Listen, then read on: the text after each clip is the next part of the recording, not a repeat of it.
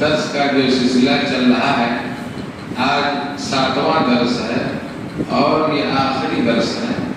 آج کے درس میں دین اسلام اور شریعت محمدیہ کا خلاصہ پیش کیا جائے گا۔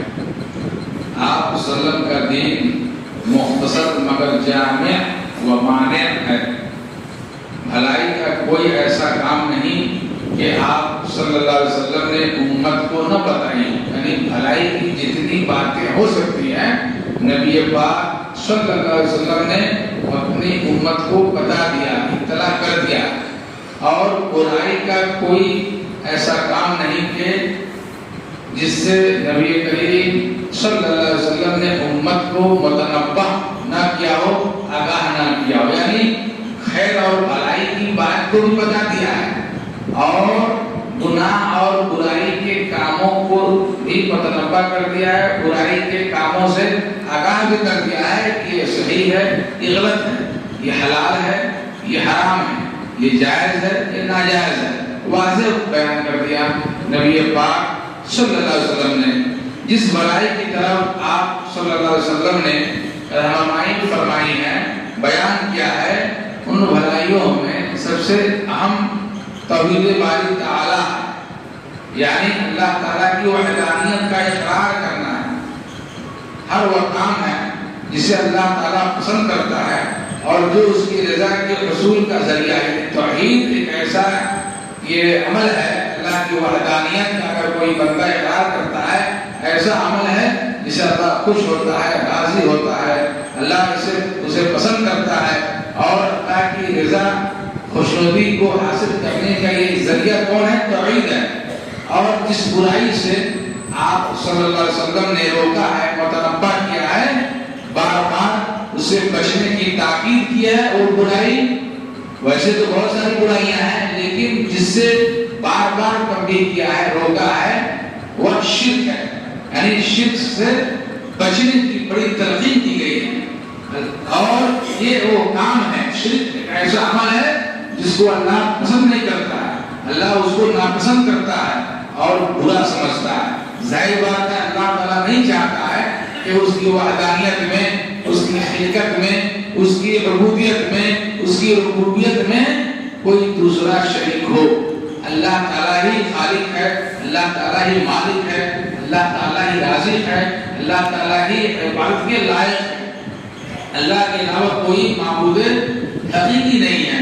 جو بھی معبودان ہیں دنیا میں وہ معبود باطلہ ہیں، سوائے اللہ تعالیٰ کی ذات کے۔ اللہ تعالیٰ ہی ہمارا معبود ہے، جسے نبی کریم صلی اللہ علیہ وسلم نے اذان کے کلمات میں بھی کہنے کے لیے کہا کہ لا الہ الا اللہ محمد رسول اللہ۔ اللہ تعالیٰ نے آپ صلی اللہ علیہ وسلم کو پوری انسانیت کی طرف مبعوث کیا، یعنی اللہ تعالیٰ نے نبی صلی اللہ علیہ وسلم کو، محمد عربی صلی اللہ علیہ وسلم کو نبی بنا کر جو بھیجا تو یہ پوری امت کے لیے، پوری انسانیت کی طرف مبعوث کیا، رحمت للعالمین بنا کر بھیجے گئے۔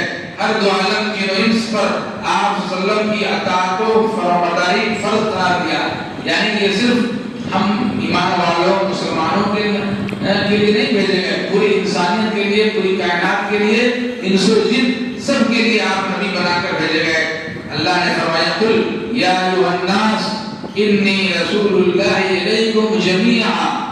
سورۃ الاعراف میں اللہ نے فرمایا اے محمد صلی اللہ علیہ وسلم آپ لوگوں سے کہہ دیجئے اے انسانوں، اے لوگوں، میں تم سب انسانوں کی طرف، تم سب لوگوں کی طرف اللہ کا پیغمبر ہوں۔ ان میں سب شامل ہے، کافر ہے، مسلم ہے، جو بھی ہے انسان ہے، سب شامل ہے اس آیت کے اندر۔ اللہ کے وسلم عام کیا کہتے ہیں کہ عمومی انسانیت کی طرف، پوری انسانیت کی طرف رسول بنا کر بھیجے گئے۔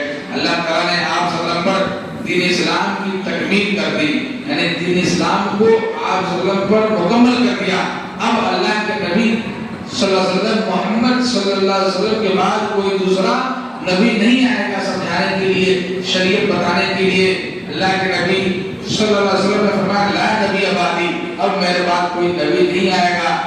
محمد عربی صلی اللہ علیہ وسلم خاتم النبیین تھے، وہ آخری نبی بنا کر بھیجے گئے تھے اور انہی پر اللہ نے دین کو مکمل بھی کر دیا، دین کو پورا کر دیا۔ اب اس میں گھٹانے اور بڑھانے کی گنجائش باقی نہیں ہے. اللہ نے فرمایا الیوم اکملت لکم دینکم واتممت علیکم نعمتی ورضیت لکم الاسلام دینا. آج میں نے تمہارے دین کو تمہارے لیے مکمل کر دیا اور اپنی نعمت تم پر تمام کر دی ہے اور تمہارے لیے اسلام کو تمہارے دین کی حیثیت سے قبول کر لیا ہے. آپ صلی اللہ علیہ وسلم کی اس دنیا سے چلے جانے کے بعد وفات پا جانے سے متعلق قرآن پاک میں اللہ تعالیٰ کا یہ فرمان ہے اِنَّكَ مَيِّتٌ وَإِنَّهُمْ مَيِّتُونَ ثُمَّ إِنَّكُمْ يَوْمَ الْقِيَامَةِ عِنْدَ رَبِّكُمْ تَخْتَصِمُونَ. اللہ نے یہ آیت نازل کر کے یہ یقین دلایا کہ سب کو مرنا ہے, چاہے وہ عام آدمی ہو چاہے نبی اور رسول ہو. اے نبی صلی اللہ علیہ وسلم آپ کو بھی مرنا ہے. متنبہ کر دیا تھا اللہ نے پہلے ہی, نبی کریم صلی اللہ علیہ وسلم کے مرنے سے پہلے ہی اللہ نے فرما دیا کہ انک میتون, کہ اے نبی تمہیں بھی مرنا ہے اور ان لوگوں کو بھی مرنا ہے. آخر کار قیامت کے روز تم سب اپنے رب کے حضور اپنا مقدمہ پیش کرو گے. یعنی مرنا تو سب کو ہے. اللہ نے فرمایا کل من علیہ فان, ہر چیز کو فنا ہونا ہے, سب ہونا ہے. تو اے نبی تم کو بھی مرنا ہے. تمام لوگ مرنے کے بعد دوبارہ اٹھائے جائیں گے. یہ بھی ہے کہ جب تمام لوگ مر رہے ہیں, قبر میں جا رہے ہیں, ہم لوگ دفن کر کے آ جا رہے ہیں, جو لوگ قبر میں موجود ہیں ان کی ایک قبر کی زندگی ہے, برزخ کی زندگی ہے. دوبارہ تمام مردے اٹھائے جائیں گے اور ارکان ایمان میں سے ایک رکن ہے کہ دوبارہ زندہ کیے جانے پر ایمان لانا ہے. تب ہم کامل مومن کہلائیں گے, مکمل مومن کہلائیں گے. اگر ہم انکار کریں گے تو ہم مومن نہیں کہلائیں گے. یعنی ہمیں اس بات پر یقین رکھنا ہے, عقیدہ رکھنا ہے کہ ہم قیامت کے روز دوبارہ پھر سے قبروں سے اٹھائے جائیں گے. اللہ نے فرمایا منہا خلقناکم وفیہا نعیدکم ومنہا نخرجکم تارۃ اخری. قرآن سے بھی ثبوت ملتا ہے. اللہ نے فرمایا اسی زمین سے ہم نے تم کو پیدا کیا.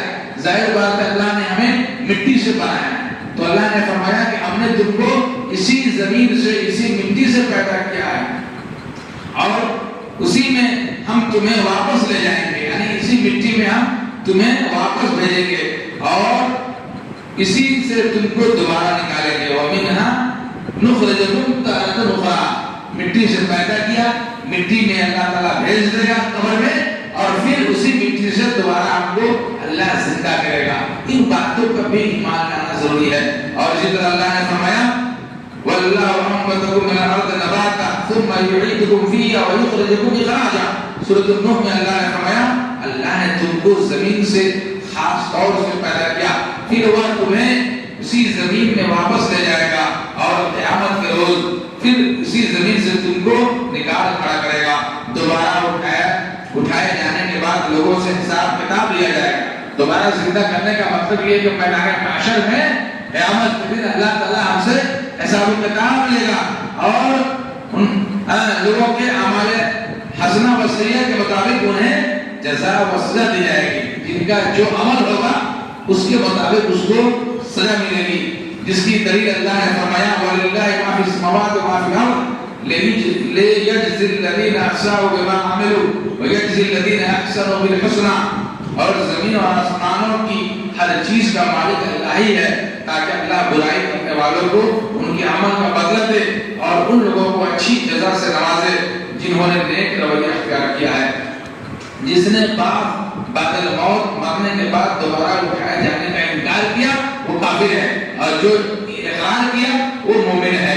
اللہ نے فرمایا زعم الذين كفروا لن يبعثوا قل بلى وربي لا تبعثون ثم لا تنبؤون بما عملتم وذلك على الله يسير. کافروں نے بڑے دعوے سے کہا ہے کہ وہ مرنے کے بعد دوبارہ ہرگز نہیں اٹھائے جائیں گے. ان سے کہو نہیں, میرے رب کی قسم تم ضرور اٹھائے جاؤ گے. پھر تمہیں بتایا جائے گا کہ تم نے دنیا میں کیا کچھ کیا. بتایا جائے گا تم دنیا میں رہتے کیا کیا کیے ہو, سب ریکارڈ ہے, سب کو فرشتوں نے لکھ رکھا ہے. اور ایسا کرنا اللہ کے لیے آسان ہے. ایسا نہیں کہ ہم نے پوری زندگی کیا کیا کیا کمایا، کیا کھایا، کیا کمایا، کون سا عمل کیا، کیا منہ سے نکالا، یہ اللہ کو معلوم نہیں ہوگا، ایسی بات نہیں ہے، بلکہ سب ریکارڈ ہے، سب محفوظ ہے۔ اللہ قیامت کے دن انہی اعمال کی بدولت، انہی اعمال کی روشنی میں ہمیں سزا اور جزا دے گا۔ اللہ تعالیٰ نے تمام رسولوں کو جنت کی بشارت دینے اور جہنم سے ڈرانے والے بنا کر بھیجا تھا، جس کی دلیل یہ ہے اللہ نے رسولوں کو اسی لیے بھیجا کہ جنت کی خوشخبری دے، اچھا عمل کرنے والوں کو جنت کی خوشخبری دے اور برا عمل کرنے والوں کو جہنم سے ڈرائے۔ اللہ نے فرمایا رسولا مبشرین و منذرین لئلا یکون للناس علی اللہ حجہ بعد رسول۔ سورۃ النساء میں اللہ نے فرمایا یہ سارے رسول خوشخبری دینے والے اور ڈرانے والے بنا کر بھیجے گئے تھے تاکہ ان کو مبعوث کر دینے کے بعد لوگوں کے پاس اللہ کے مقابلے میں کوئی عذر باقی نہ رہے۔ رسولوں میں سب سے پہلے رسول حضرت نوح علیہ السلام اور سب سے آخری رسول محمد عربی صلی اللہ علیہ وسلم ہیں۔ آپ صلی اللہ علیہ وسلم خاتم النبیین ہیں۔ حضرت نوح علیہ السلام کے پہلے رسول ہونے کی دلیل یہ ہے اللہ نے فرمایا اِنَّا وَحَيْنَا إِلَيْكَ كَمَا وَحَيْنَا إِلَى نُوحٍ وَالنَّبِيِّينَ مِن بَعْدِهِ۔ اے نبی صلی اللہ علیہ وسلم ہم نے آپ صلی اللہ علیہ وسلم کی طرف اسی طرح وحی بھیجی ہے جس طرح نوح علیہ السلام اور ان کے بعد پیغمبروں کی طرف بھیجی تھی۔ ہر امت کی طرف اللہ نے حضرت نوح علیہ السلام سے لے کر حضرت محمد عربی صلی اللہ علیہ وسلم تک رسول بھیجے ہیں تاکہ لوگوں کو ایک اللہ کی عبادت کی طرف بلائے۔ اللہ نے فرمایا وَلَقَدْ بَعَثْنَا فِي كُلِّ أُمَّةٍ رَسُولًا أَنِ اعْبُدُوا اللَّهَ وَاجْتَنِبُوا الطَّاغُوتَ کہ ہم نے ہر امت میں ایک رسول بھیجا، اس کے ذریعے سب کو خبردار کر دیا، بتا دیا کہ اللہ کی بندگی کرو اور طاغوت کی بندگی سے بچو۔ اللہ تعالیٰ نے تمام بندوں پر طاغوت کا انکار و کفر اور اللہ پر ایمان لانا فرض قرار دیا۔ ہمیں چاہیے کہ جتنی بھی طواغیت ہے اللہ کے علاوہ کی عبادت اور پوجا کی جاتی ہے ہم سب کا انکار کریں اور صرف ایک اللہ کی عبادت کریں۔ طاغوت میں ابلیس لعین شامل ہے، طاغوت میں یہ بھی شامل ہے ایسا شخص جس کی عبادت کی جائے اور اس پھر پر رضامند ہو۔ طاغوت یہ بھی ہے کہ جو شخص لوگوں کو اپنی عبادت کرنے کی دعوت دیتا ہو۔ طاغوت یہ بھی ہے کہ جو شخص علم غیب جاننے کا دعویٰ کرتا ہو۔ طاغوت یہ بھی ہے کہ جو شخص اللہ تعالیٰ کی نازل کی ہوئی شریعت کے خلاف فیصلہ کرے۔ اللہ نے اس متعلق فرمایا لا اکراہ فی الدین قد تبین الرشد من الغی فمن یکفر بالطاغوت ویؤمن باللہ فقد استمسک بالعروۃ الوثقی لا انفصام لها واللہ السمیع العلیم۔